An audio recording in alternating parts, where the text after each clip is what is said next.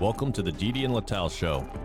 Advice, thoughts, and stories from a married couple on cybersecurity, technology, and life in general. Now here are your hosts, Didi and Lital. Hello and welcome to the Didi and Lital Show. It's another week. What's up? So first I came with my Red Sox shirt. Didi's Sports Report. For those that are watching, Tonight is season opening. no, Go Sox. It's not season opening. Season opening was last week, Okay. I have and no they clue. played in Cincinnati in 80 degrees, and because everybody was worried that because the day before they had like snow in Cincinnati, and everybody was worried, and they ended up playing in the nice sunshine. Here they are getting what they deserve. Shit and snow and flurries and 30-degree weather for a whole bunch of people that grew up in the Caribbean. I feel a lot of pain. I feel their pain. It's almost always this way opening day. Yes. Every once in a while you get a nice day, but It's cold and miserable. It's Peter Griffin once said on The Family Guy, "Hey, I've got tickets to an April baseball game. Who wants to go be colder than they've ever been in their whole life?" Yes. So bad. Is Fenway colder than Gillette? Yes. Gillette is so cold. No, this is miserable. Every time. Gillette is less miserable. They built some stuff to deal with the wind, and how they built the two ends. So it's built to deal with the wind. Otherwise, the football will fly around. Fenway is not built to deal with the wind. It's built to be open so you can take the shots across. And I think Bo Jackson Bo Jackson, sure. claimed that he hit the Sitco sign. I don't believe him for shit. But if somebody That's a can do nice it, Wind is story. blowing the right way. Yeah. It's That's humanly a- impossible, but we get the point, Bo. yeah, exactly. Look, he is built like Bo Jackson. True. If anyone could do it. Exactly. So I think he's still the guy that ran the fastest ever in the combine. Yeah, Could be, yeah. He was a freak. he was a freak of nature. Yeah. Yes. Also, the Bruins laid a wet fart yesterday. It's funny. They beat all the best teams in the league. They lost to the Leafs, and they lost to the Panthers. Both of them are completely out of playoff contention. What's your sense on how they will fare in the playoffs? Because with the Bruins, you never know. With the Bruins, you never know. It really depends on who they're going to get. So here's the thing I've seen in the game. I want to see the game against the Stars. The Stars at some point hit the gas and said, "We're not losing this so many in a row. We're going to hit the gas and fix this." And they were actually putting some good pressure. As soon as the Bruins started with hitting, basically every line hit. Pasternak and Geeky threw checks that made my teeth rattle. Not like the fourth liners throwing checks like that. Geeky basically almost put one of the defensemen through the boards. And The Bruins destroyed him in the third period. they completely destroyed them because the Stars said, "You know what? We need to think of playoffs. We're not going to get injured in this round." And you saw this also with when they were playing the Blue Jackets. They basically destroyed them physically. This is where I think when people swallow their whistles Yeah. and Zadorov does the Zadorov thing, you don't know. Well, that bodes well for the playoffs, though, doesn't it? So Playoff hockey. It is playoff hockey. When they play playoff hockey, they win. It's just when they meet with teams that are willing to match them for physicality, like the Panthers don't mind. You hit them, they make big smiles. And they're having problems right now with the high skill teams. They have no problems with the hitting teams. So it depends who they're gonna get. If they're gonna get Tampa, they're gonna get fucked. Got to set the tone. It's got to set the tone. If you haven't seen that season, oh my God. I haven't seen the finale. Don't ruin it for me. Okay. I'm saving the last episode, the showdown with the EUs, right? Yes, with Gretzky. Love to see. Yes. Of course, Jared Kiesel can get Gretzky to appear in Yes. Shorzy of all. Yeah, it's amazing. Yes. All right. Yes. Oh, and one last thing. You know what were the odds of the Celtics over under for wins this season when the season started? Let's see. like 500 would be 41 and 41, right? So Yeah. I'm going to guess well, it's right around there. Yep. Is that right? Yep. I think they broke 41 like a month ago. Yeah, man. I wish I bet the Celtics early in the season. I don't know. Everybody does. But the common sense was that no, that they're going to take a step back. That you got to give him credit. And the coach is he's so petulant, but results. Yes. Look, and Jaylen Brown really came through the season. He came through as like he's top 5 in the NBA. Nobody can take it from him. So that was our sports minute. So you wanted to talk about encryption, but maybe Yes. I will plug in my one thing about RSA that I want to say. Okay. If anyone, like, this RSA was actually super good. I enjoyed it a lot. You can, the whole thing outside of the Moscone is growing like crazy. So overall, I think it's nice. I do want to complain about 2 things. One, You're all an those- Ashkenazi lady. If complaining is like... and I'm a marketeer in cyber, so I have the right, because Yes. that's like what we do. So this whole thing, every vendor over there took a U-Haul, branded it from the outside with huge screen, and basically created a huge traffic jam throughout the, all the blocks around where the hotels are and everything. So if you took an Uber to get 2 miles in, you basically sat in a traffic jam watching those stupid screen, all of them having the same messaging, because everybody has the same AI freaking messaging, including my company. It's fine, we're an AI company, so of course. But it's stupid. It's stupid that RSA let people do it, because it just creates congestion. Nobody can get to anywhere. Yes, you'd better walk, and it was very nice week, very nice weather, so nobody should have been taking Ubers, to be honest. But it's not the right thing. If you even care about the environment and pollution and stuff, like, Scooters. don't do that. Scooters. Kudos to one company that how do you call those tuk-tuks? The driver with the driver. The that's- rickshaws, kind of. So I think Sweet Security had rickshaws. So that's a better thing. You drive people around. Another 8200 company. Yeah, everybody is. So that's one complaint. Second one is about this whole takeover of the Moscone area. So in the past, you had a bunch of good coffee shops, places to go grab a sandwich and something, breakfast. Now it's gone, because all the vendors basically rent all the proximity of the retail spaces. So either they're gone and not there, period, and they're out for grab.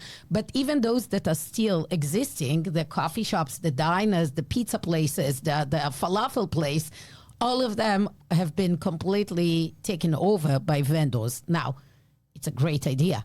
I may do it too. You have your own space, you bring people in, you create your own experience. But the reality is, you cannot get coffee and food. You cannot get normal one at the Moscone anyhow. Now you cannot get it outside the Moscone without being scanned and staying in line to be scanned to get it from a vendor. I don't know. I didn't like it. I would love people to use the spaces around. I think it's awesome, but there still needs to be a way to eat something that is not served to you by a vendor. But at the same time, if you think about it, it's basically another thing that goes on the VC's chart. Like now they basically feed everyone. The only thing that has not been yet sponsored are the flights getting to San Fran. So I guess next we should start renting planes and starting to fly people around, take VC money and do that. So that's a great idea. Yeah. Just don't serve Pepsi. By the way, there was an idea of one of the Israeli vendors because of the war with Iran, the Israelis CEOs and marketing teams were worried they're not going to be able to make it. So at a certain point, they thought about renting a plane going straight to San Fran and back because the direct flight Tel Aviv San Fran is canceled due to the war. They ended up not doing it, but I actually now know the cost of having a full allowed flight. Somebody told me the cost. I'm not going to share it. So yeah, RSA, a lot of stuff, tons of money. Because of RSA. So this is where I combine the Seder. Yeah, you RSA. already said it several times. It doesn't matter. You need to repeat things several times for people to remember. Okay. My rule of 7. Yes. So first, the RSA, which is Rivest, Shamir, and Edelman, is named after the team, and they also built an algorithm. And the conference was actually not named after that. It was named after the company. The company, which was originally was Security Dynamics, which was the inventor of the tokens, not the encryption. Okay. So, but besides that, the legend about the encryption algorithm is that it was invented at the Seder, that Rivest and all of them had long arguments, which is what Jews do over the Seder. Because that's what Jews do over anything. But the Seder is like, it's in the definition. When you read the stupid book, it says that the rabbis were arguing until the morning because they couldn't agree on shit. If there's, you need to eat the matzah now, you need to eat the matzah later, you need to deal with this. So Jews get together and argue over Passover. It's like the job description. This is what you're supposed to do. Mm-hmm. And he sat all night and invented the algorithm. That's what the legend says. So you decided you want to teach encryption 101. No, actually, it actually explains something else. Okay. The RSA algorithm has survived since 1977. And it's a non-symmetric encryption model, which most people don't know what a non-symmetric encryption model means. But now it's actually in threat. The US government is asking people to replace that algorithm with what is called quantum safe encryption. And as I talk to people and say, hey, you need to understand what quantum safe encryption means, and I see everybody falls asleep. So the combination of Passover, the combination of RSA being obsolete, the combination of being in RSA, I think we need to do an episode of the Didi and Lital show that explains to people the bare minimum, bare minimum that everybody that works in security or is just in life need to know about software security, because people don't know jack shit. I'll give you an example. Please do. We had a meeting at RSA that I had to prep Lars for, and a customer was asking us to change our risk scores because they're using text and SMS. And they said, no, you need to lower the bar. So what? No, you need to tell us that we're okay. I can't tell you that. They said, why? I said, there's a standard. It's called NIST 863. And this specifically is covered in Section B. It's been around for a shit long time, more than we were married.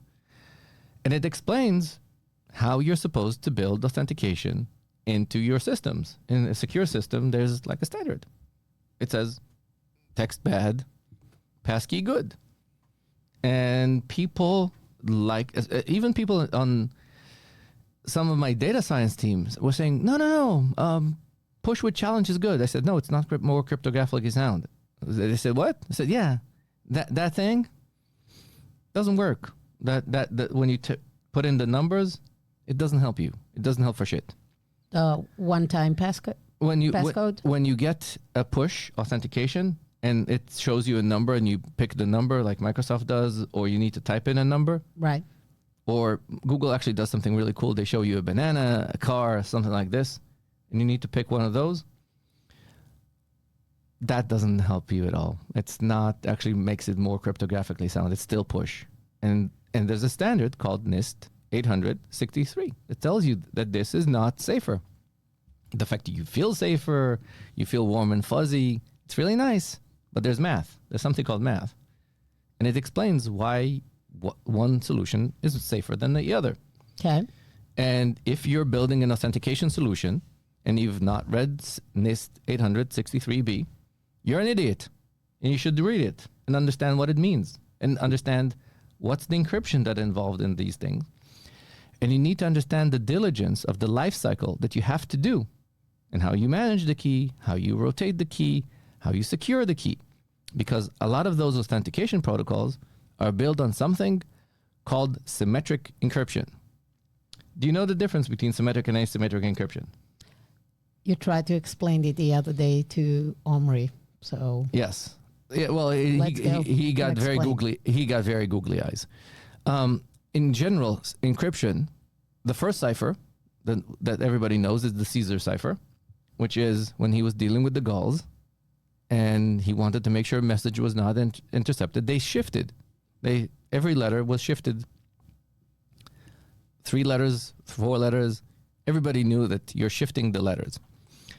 So your key was basically how many letters you're shifting. Exactly. Everybody knew how many letters you're shifting. And you may have had this kind of things that roll. Nah, and the shift, gives you- the thing that rolls is a more advanced thing, but it's still what is called. Later they built it. They built it into make the it. system, but everything that you deal with shifting around of letters or having some form of known shared key, that's based on. This is called symmetric encryption. I know something, you know something. So we both know the same key. So we know what is basically the algorithm, and Yes. we can both encrypt and decrypt. Yes. Because And- we know and- A equals C. Yes. And by the way, this is also highlights something that every novice to security thinks they're really smart. And there's something called security by obscurity. That the algorithm itself, not telling the algorithm, is going to help anybody.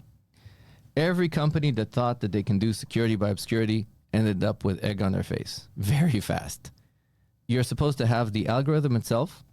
It's supposed to be the most open thing possible, so people will challenge it all the time. And you just switch the keys. Because the more eyes you have, the more systems you have, the more AI you have challenging the algorithm, the more solid the algorithm is. And there's a process to introduce new keys and new algorithms and new key strength models and new key generation things all the time. Other modern systems that use symmetric, or this is gone? 'Cause Symmetric it's is used everywhere all the time and will never go away. Okay. Because symmetric is faster and stronger than asymmetric. And it's the basic of everything. All you do in public and private key encryption, when you do these algorithms, all they're used to is exchange a symmetric key. That's the basic of the public key encryption. Is the public key encryption means that I know something, then I can give you a key. It's a non-reversible. It's a one-time, It's a one direction. one direction. One directional change. Again, I'm doing this at a very high level. I have a key that is called my secret key, and I can give away my public key. My public key basically means that you can send me whatever you want with my public key. You send me a key that you want me to have a symmetric conversation with you over my public key. You can now that you've encrypted your key with my public key. Nobody that has the public key can decipher it, including you. But I get this, and this is used for 2 elements, which people always confuse. Message signing and message encryption. Message encryption is meant for me not to be able to read something. Message signature means something that is different, which is how do I know that the person that sent the message was you? Okay. So if I share my public key with you, you know through an algorithm of some manipulation that if I send you something from my side that encrypted the block or did some hash on a text and it's protected by my private key and you were able to decipher it and get back that block that was protected by the hash, you know that I actually sent a message, and that's called signing. And it's very different than encrypting because it goes completely in text. But if somebody manipulates it, I know that somebody manipulated the message. So signing introduces something else, which is called hashes. Hashes is a way to do some form of mathematical calculation on a block, because eventually all texts are numbers. And you get back a number that tells you, oh, when I run this calculation on this, I get a number. And hash algorithms change all the time because they get challenged all the time. They need bigger text, bigger blocks, bigger things. Hash algorithms change all the time. But the idea of the hash is to be able to run an equation that eventually gives me a number that says this text was not modified. And those three things are the things that are the foundations of all our modern communications. Because it doesn't matter which part breaks. It means that me being able to do something with my bank, I need to know that I'm talking to my bank. I'm not talking to a man in the middle. Otherwise, I stop trusting the bank. When I go on a website, I want to be able to know that I'm talking to a legit website. When I run a transaction, I want to know that somebody received the transaction. And when the bank does a transaction with me, they want to make sure that they're talking to me. And that's kind of the aspects of authentication. And authentication is protected by encryption. Most of the time, authentication is a way for me to basically do something with either this public-private key methodology or a manipulation of a symmetric key that both sides have the key.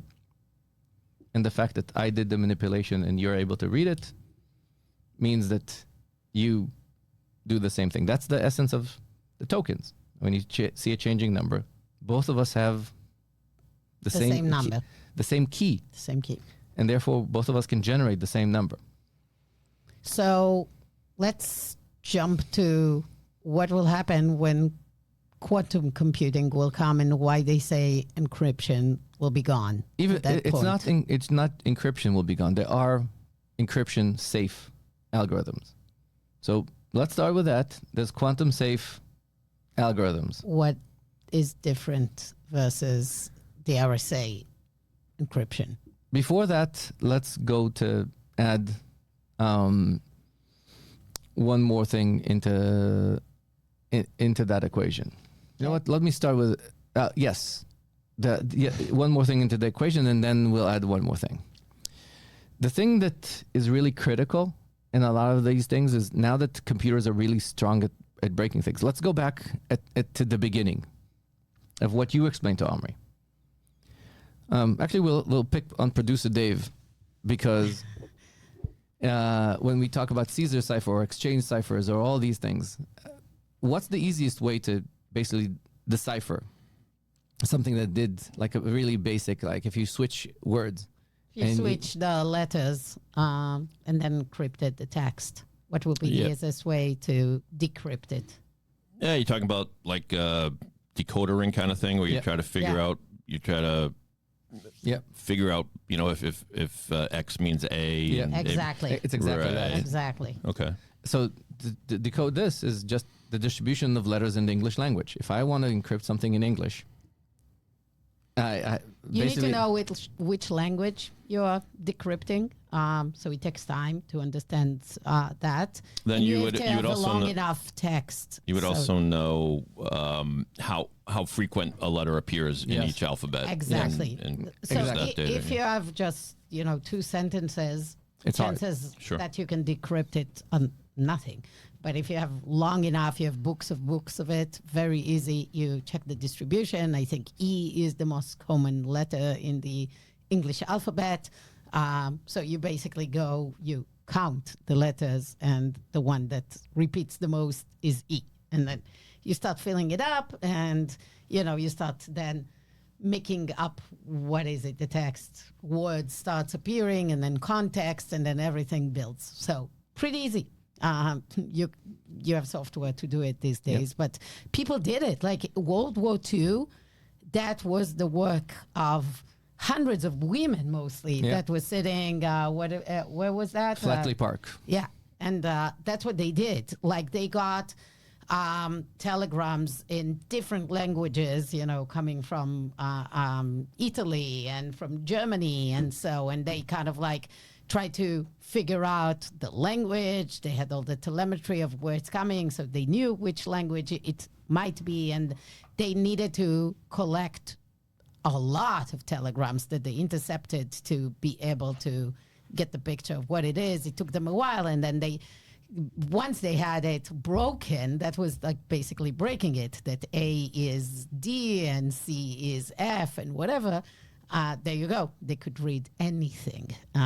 So that's interesting stories. Yeah, and the other interesting story is the Navajo, because the way that the Americans solved this problem is the code speakers, basically people spoke in Navajo with each other over the radio.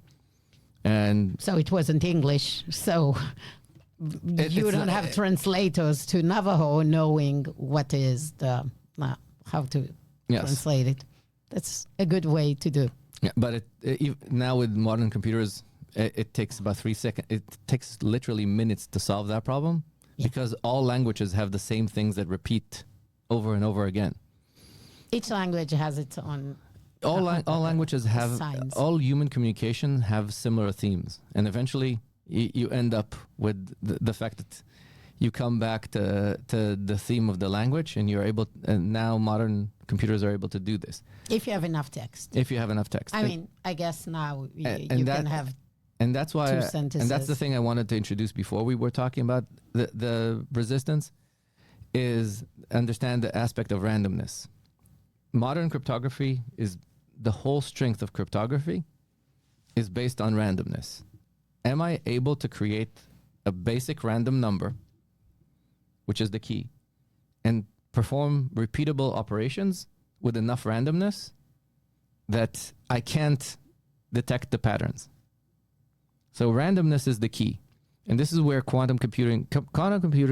What you're saying, unlike what we just described, which is the opposite of random, it has some rules to it, and that's why statistically you can figure out and decode it. Yeah. If it's random, it makes it highly, highly, highly unlikely for you to figure out. Exactly.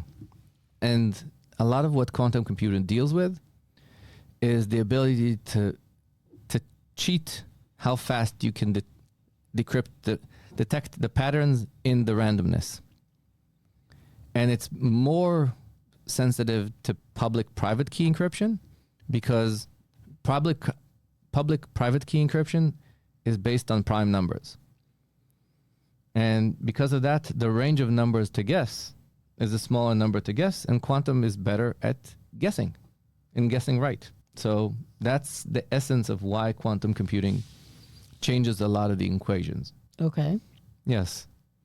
It's one of those things that people get a headache of just thinking about. So are you saying that the quantum resistant algorithms are basically not based on prime numbers? They're not based on some other randomity? What is it? Okay, that's above a pay grade. That's what you're saying? That's above my pay grade. I understand this, but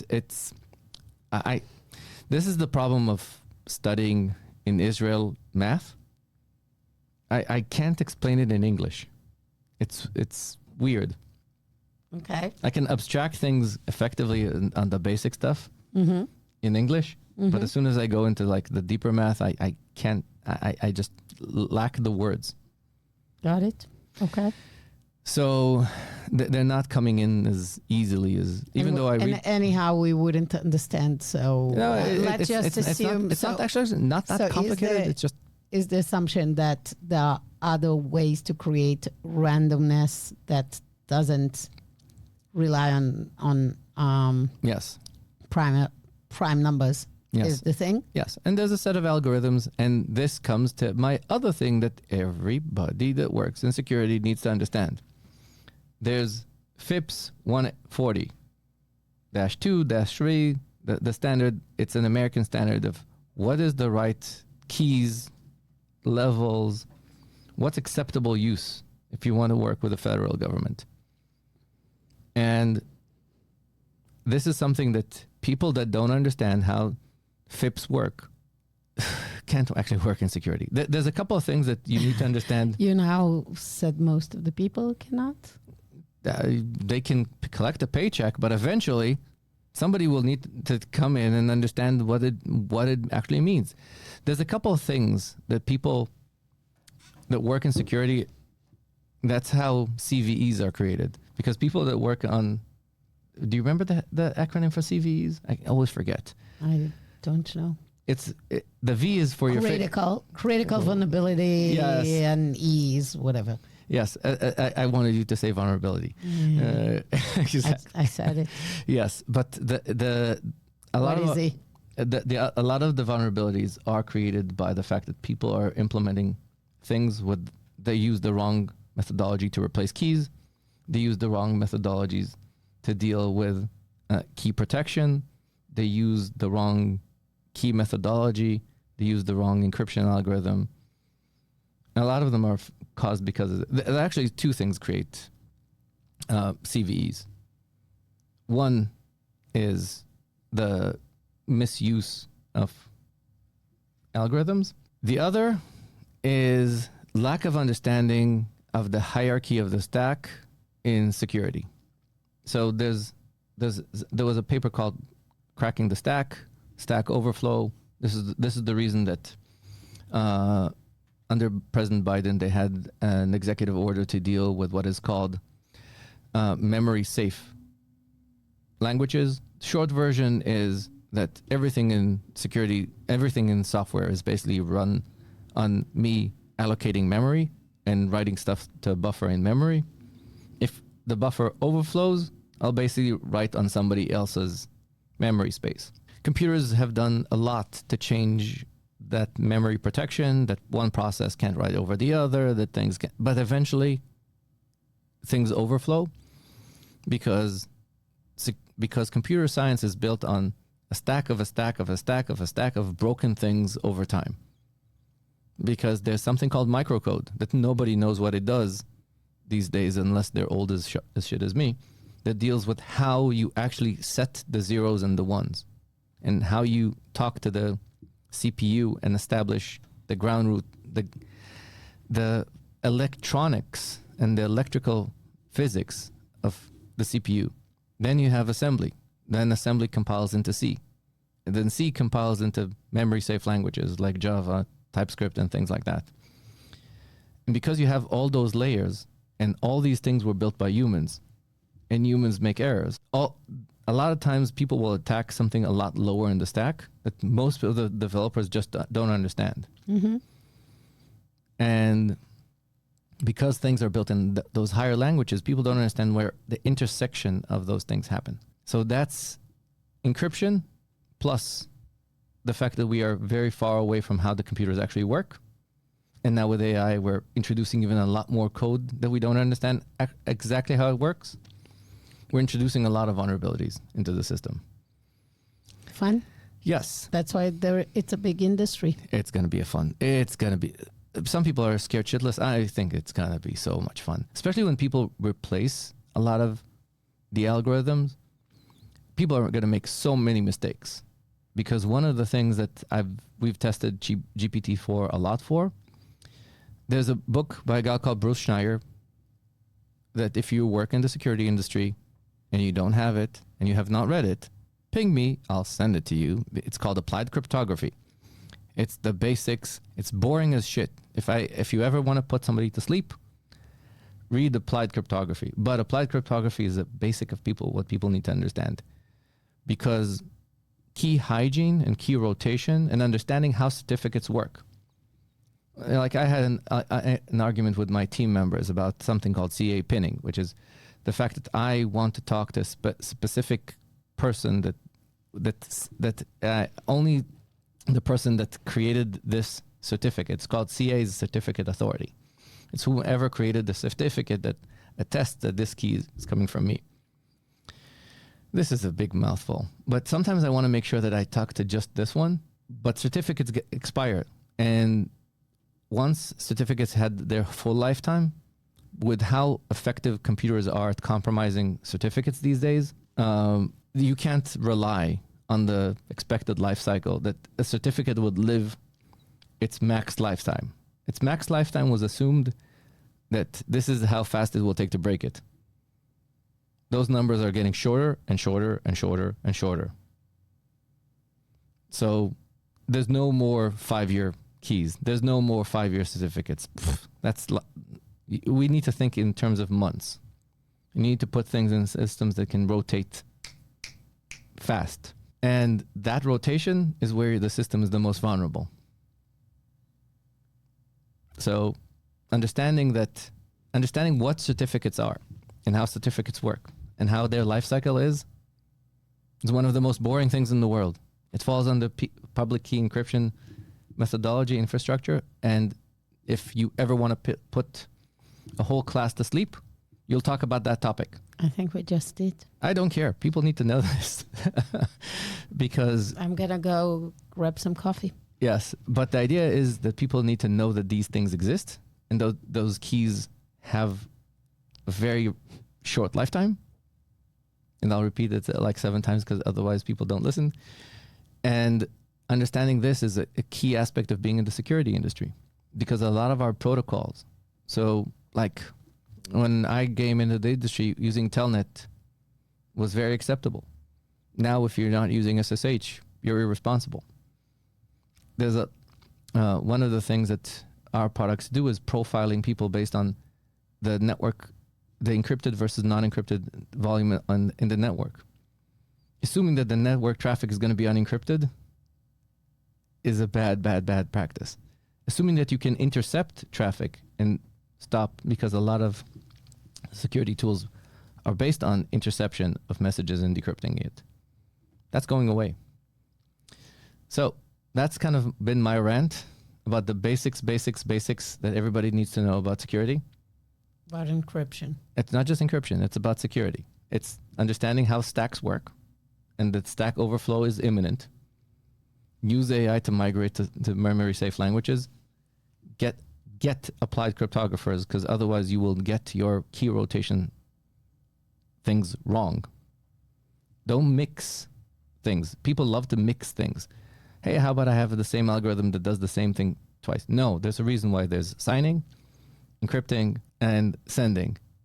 Use different things. Dealing with man-in-the-middle attacks, there are algorithms for that. And there's authentication and authorization algorithms. Keep them apart. Mixing them together, great way to get into CVE land. And that was my soapbox for the Passover. And I put everybody to sleep. With that, we can conclude if anybody's still awake. Some of us are grateful for the knowledge, Didi. This is a cybersecurity podcast. It is the cybersecurity podcast. It is. For those of you who survived with us, thank you.